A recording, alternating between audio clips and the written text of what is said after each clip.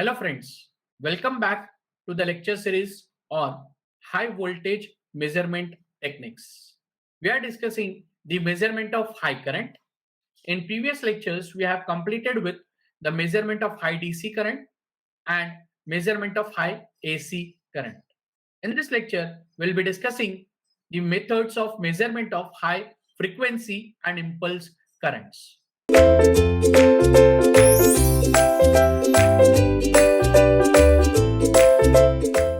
The basic question which arises in students' mind, that where we find that high frequency or high impulse current, that is basically developed due to the lightning discharge, even due to the switching. Whenever the switching is done, that develops the transients and of high frequency and a kind of impulse current. Then electrical arcs or the post arc phenomenon, that is to be studied, that is required to the circuit breakers, and the discharges are required to be studied for plasma physics. So over there we find these impulse currents or high frequency currents, and for these applications like circuit breaker, the plasma physics, these methods, these measurements of the currents is to be done. The amplitude of that current that range from few amperes to few hundred kiloamperes, and hence the rate of rise of current, that is di by dt. So that di by dt, I ampere and t in seconds, so ampere per second is 10 to the power 6 to 10 to the power 12 ampere per second. This rising time can vary from few microseconds to few nanoseconds.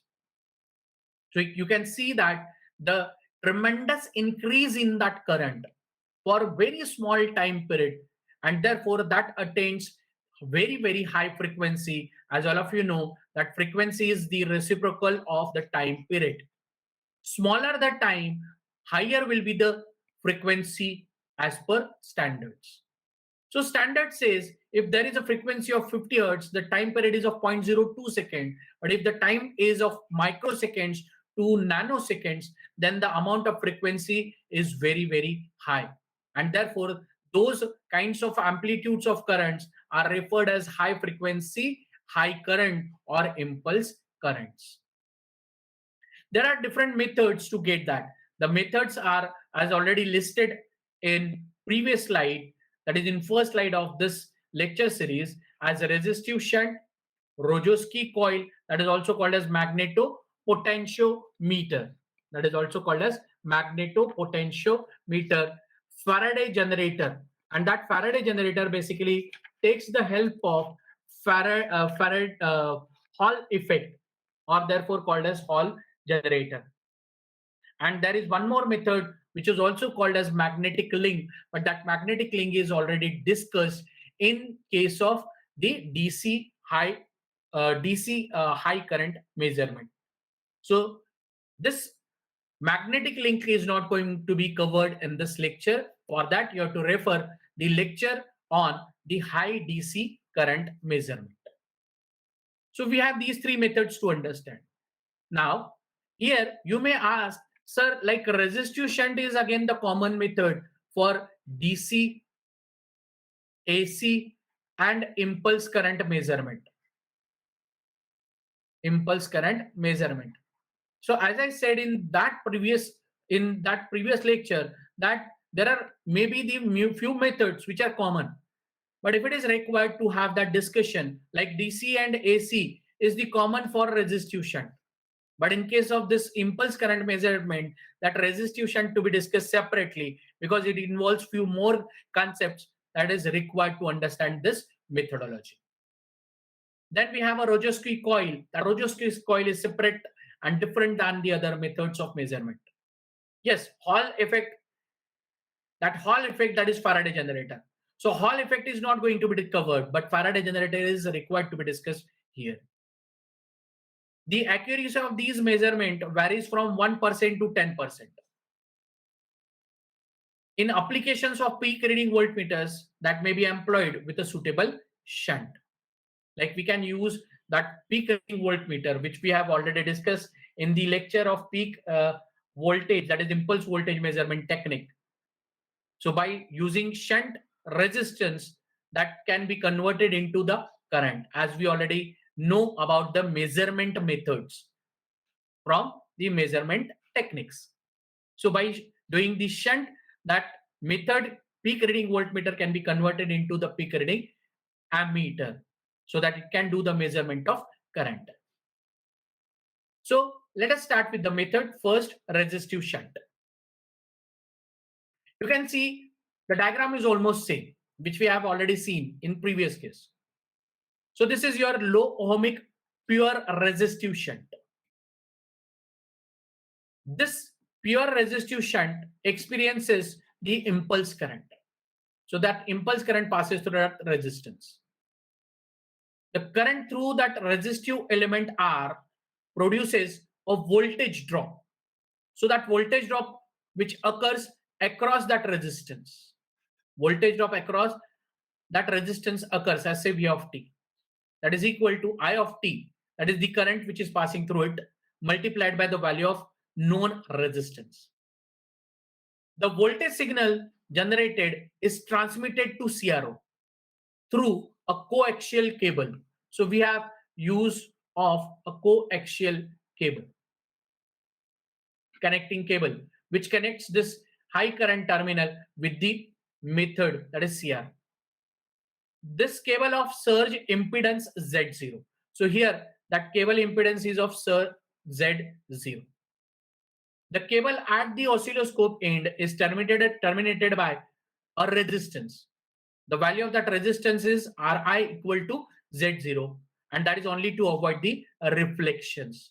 This reflections is also the part of the high voltage, where whenever the current travels, let us say that whenever that current travels or whenever the voltage travels from this end, that is sending end, towards the receiving end, that reflected back towards the sending end.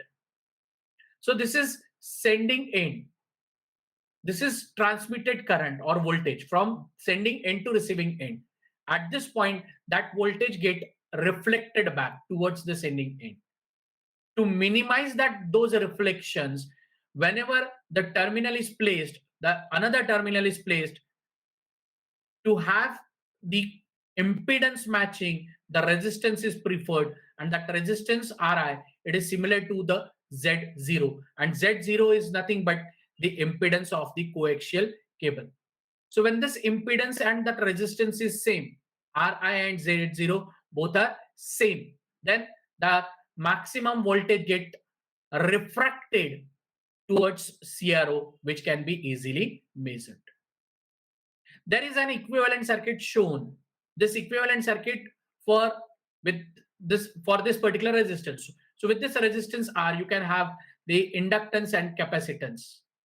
So these effects of inductance and capacitance are also shown, and therefore we get the voltage measurement as V of t, that is in terms of the current I of t.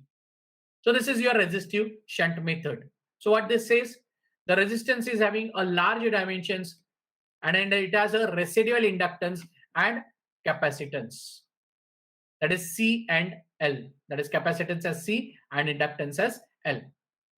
This L is negligible for low frequencies, means when the frequency is low, as we know that XL is equal to twice by FL, that particular value of inductance is negligible as due to XL, and it is increased and considered for high frequencies. So as frequency increases, the value of inductive reactance also increases.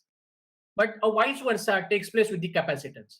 That is, capacitive reactance is given by the equation, that is 1 upon twice by Fc, reciprocal of that frequency. So that vice versa effect takes place on the capacitance. Normally this inductance and capacitance becomes significant for a frequency above 1 megahertz. The resistance value generally range from 10 microohms to few milliohms. 10 microohms to few milliohms. So you can see that value of the resistance is very, very low. And hence the voltage drop generally of few volts. In case of DC, it is less than 1 volt, but over here you may get few volts. That voltage drop due to this residual inductance and capacitance effect is given by the equation in frequency term, in frequency domain, after conversion, as V of S is equal to R plus L into S upon 1 plus RC into S plus LCS square into I of S. So this S is nothing but the frequency domain or Laplace domain quantity. So it means time domain quantity is converted into Laplace domain. If I neglect this denominator due to its values, then I can say that V of S is equal to R plus L into S into I of S. So this is nothing but the measurement of voltage with respect to the measurement of current, or measurement of current with respect to the measurement of voltage. Now, as we discussed, there are stray effects like inductance and capacitance. And hence, to reduce those stray effects, the resistance shunt is designed in these manners. So as I said, there is a common method, like resistive shunt is a common method for the measurement of DC, AC, and impulse. But here in impulse case, we are discussing it because of this reduction in the stray effects by the use of Bifiller flat strip design, coaxial tube, also called as Sparks shunt design, and coaxial squirrel design. So let us start with the first. That first method in this case says a bifiller strip shunt. What this consists of, you can see there is a current I of T that is to be measured. On one side it is in, and on another side it is out. There is a metal base through which we found that flow of current. So this metal base 1. There are the current terminals to collect the currents as number 2.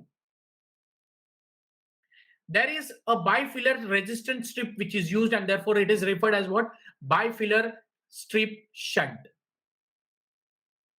Then we have a insulation which is preferred of Teflon or bakelite type. And there is a ultra high frequency connector called as coaxial UHF connector. So this is what the circuit called as bifiller strip shunt. This bifiller design consists of resistor elements wound in opposite directions and folded back. So it is wounded and then folded back with both ends insulated.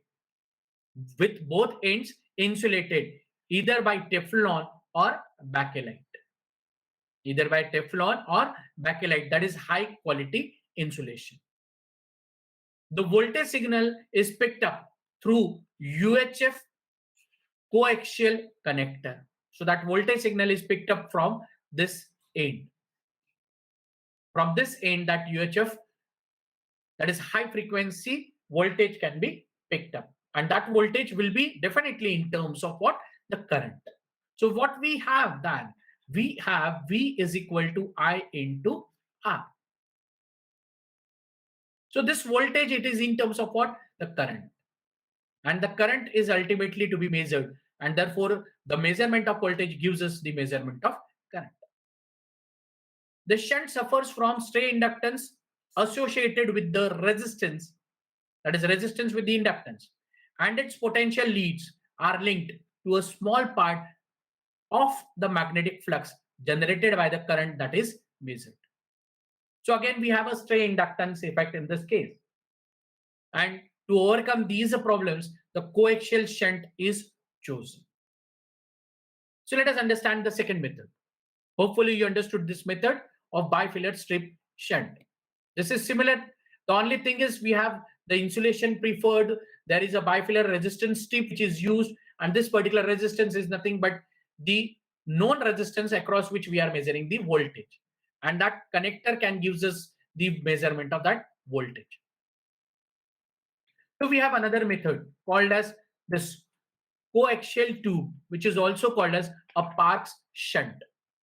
This coaxial tube is or park shunt is shown in the diagram. So again, what we have? We have a current terminal. We have a current terminal.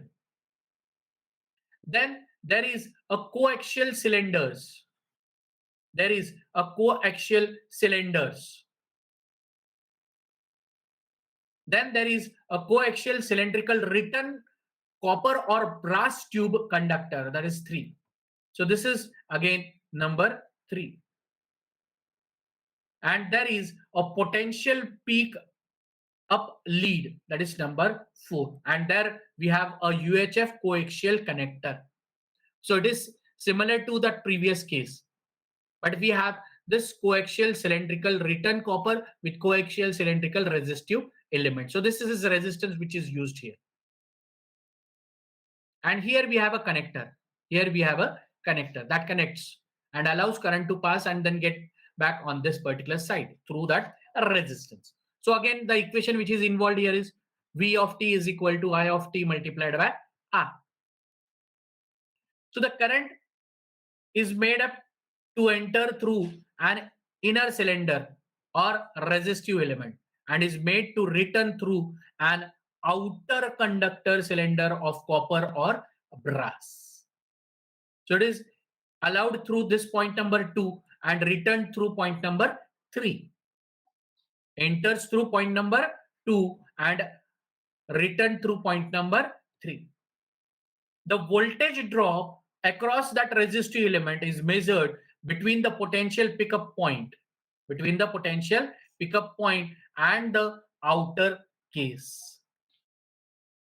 The space between the inner and outer cylinder is air and hence acts like a pure insulator. So when we have air as insulator, it can prevent from that leakage current, or it cannot convert that particular section into a conducting section. So this way the value of voltage and hence the current can be measured. Now we have last method of measurement, that is squirrel cage shunt. We already know that double cage rotor construction where we have 2 cage, that is called as say upper cage and lower cage, is having different values of resistance and reactance but having same impedance. Whatever the current or a field get developed here called as a squirrel cage shunt. So what it consists of? In certain applications such as post arc current measurement, after the arc formation, that current measurement is to be done, whether it is settled down to the normal current or not.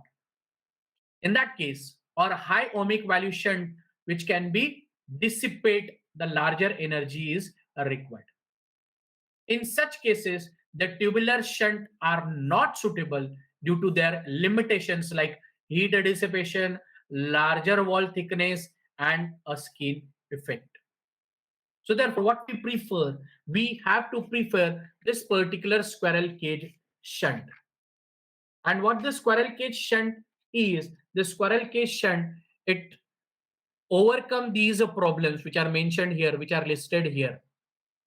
This resistive cylinder is replaced by a thick rod or strip. So instead of having a cylinder, resistive cylinder, there is a thick rod or strip. There is a thick rod or even the strip. That strip is having its resistance value. And the structure resembles the rotor construction of double squirrel cage induction motor, where we find that lower cage or upper cage. So it means we have a thick rod or strip. So this can be used for the measurement of voltage, and that voltage is again in terms of the current, that is current multiplied by resistance. So as this particular method resembles the double cage rotor construction, and therefore it is referred as a squirrel cage shunt. So now let us discuss our second method of impulse or high frequency current measurement. This method is called as a Rogowski coil. That is also called as a magnetic potentiometer. Magnetic potentiometer. So we have covered. So we have covered till now the measurement of high frequency impulse current. The first method is resistive shunt, in which we discuss the bifiller strip shunt, coaxial tube or park shunt, and the squirrel cage shunt. So this is second method of high frequency impulse current measurement called Rogowski coil, that is also called as magnetic potentiometer. In this particular diagram, you can see the high current I of T passes through a conductor. This conductor is surrounded by a coil. This coil experiences the induction of voltage via T, that is Vi of T. This voltage measurement is done by the coaxial cable, whose impedance is Z0. There is a termination of that cable for the measurement of voltage through resistance R1, which is equal to the impedance of that coaxial cable. This impedance is terminated, that is coaxial cable is terminated through a resistance R1, is only to avoid the reflection, as we already discussed, that is only to avoid the reflection. So Vi of T is the induced voltage in the coil, Z0 be the coaxial cable impedance called surge impedance. RC network is called as integrating network. So definitely when we have these two elements used, that integrates the voltage. And M be the mutual inductance of the coil. So what we have in this, if a coil is placed surrounding a current carrying conductor, so there is a conductor which carries current, and a coil is placed surrounding that conductor, the voltage signal induced in the coil. So this coil experiences the induction of EMF, that is called as voltage. This voltage is written as Vi of T as M di by dt. As that voltage is as that current is impulse current, therefore the induced voltage is also of the same kind, and that is M di by dt, where M be the mutual inductance which is already set, that is between conductor and the coil, and I of T is the current flowing in the conductor. Generally, this coil is wound on a non-magnetic former of toroidal shape and is coaxially placed surrounding the current carrying conductor. The number of turns on the coil is selected to be large to get the enough signal induction on the output side, that is Vi of T. This coil is wound crosswise to reduce the leakage inductance. Generally, an integrating circuit is employed to get the output signal voltage proportional to the current to be measured. So that output voltage can be measured as Vm of T, and 1 upon Cr, that is capacitive time constant 1 upon Cr, integration 0 to T, Vi of T, and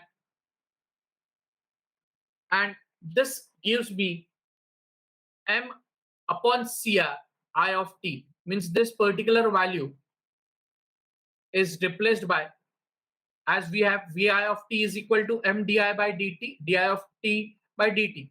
So integrate this Vi of T from 0 to T. That integration gives me M I of T, and therefore I am getting M I of T by Cr. So this is what the measured voltage for this particular coil.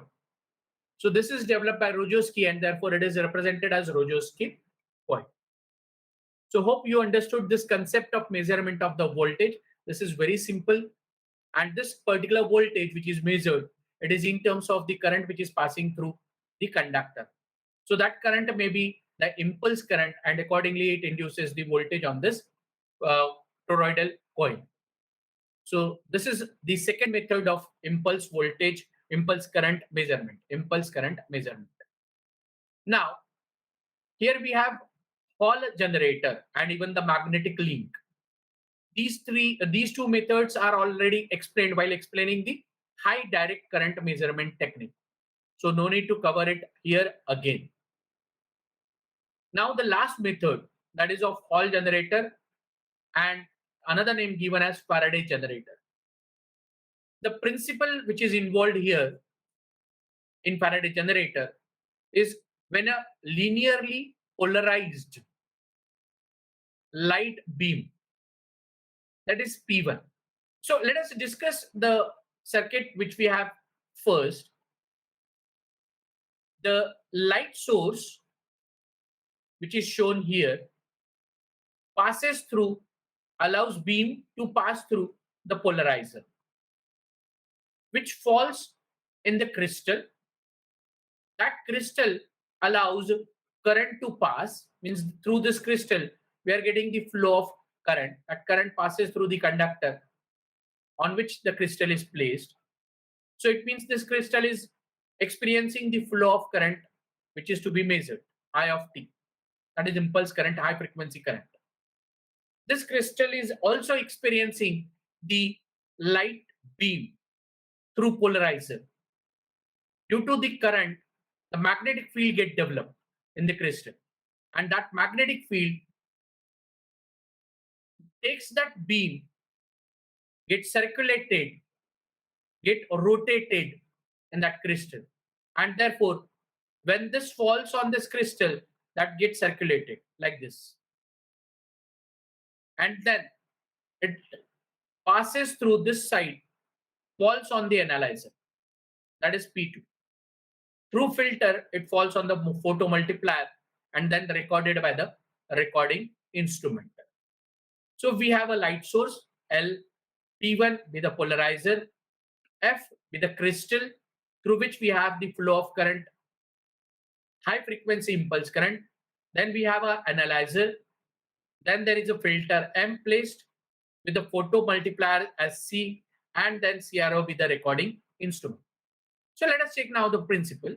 When a linearly polarized P1 light beam L passes through a transparent crystal, that is F, in a presence of a magnetic field. Now, how this magnetic field is developed? That is because of the flow of current. That current develops that magnetic field. The plane of polarization of the light beam undergoes rotation. So when that light beam falls, it undergoes the rotation. The angle of rotation, it is indicated by alpha, and it is given by the equation VB into L. What V indicates? That V is the crystal constant. Whatever the crystal we are using, that constant is V crystal constant. V be the flux density, which is developed due to the flow of current, and L be the length of crystal. So length of crystal from this end to this end is the length of crystal, because it is rotating, and therefore that angle of rotation is alpha, and that is given by this equation. Note that here that crystal constant V depends on the wavelength of the light. Wavelength of the light. So now let us understand how this particular circuit operates. The arrangement is shown in figure, is made to measure the waveform of a large current in extra high voltage system. The beam of light from a stabilized light source, that is L, is passed through a polarizer, that is P1, which falls on a crystal F placed parallel to a magnetic field which is produced by the current I of t. This current is high frequency impulse current, and that is to be measured. high frequency impulse current. The light beam undergoes rotation alpha in plane of polarization. Now, after getting this movement, the rotation, after passing through this, that analyzer P2, the beam is focused on a photomultiplier C, and the output of which is fed to the recording instrument CRO for the measurement purpose. The output beam is filtered through filter M, which allows only the monochromatic light, which is required light for the recording purpose. The relation between the oscillograph display and the current to be measured are complex but can be determined. So this way we can do the measurement of the current. Yes, that relation is quite difficult. That is what the limitation to this particular method. But there are certain advantages to it. That there is no electrical connection between the source, means the current, and the device. There is no direct connection between the two. Hence, no thermal problems. Thermal means what? The temperature rise. There won't be any rise in temperature which takes place. Even for large currents of several kiloamperes. And as the signal transmission is through an optical system, there is no insulation required here. So insulation problem is avoided for extra high voltage systems, as there is no direct connection, and hence we don't need the coaxial cable, we don't need any insulation, and hence we don't need the termination of that cable with the connection of resistance and all. However, this device doesn't operate for DC current. It operates only for the AC, that is impulse currents. So that's all with this methods of impulse current measurement, that is high frequency, high current measurement. Hope you understood all the three methods which we have listed here. So thank you so much, guys.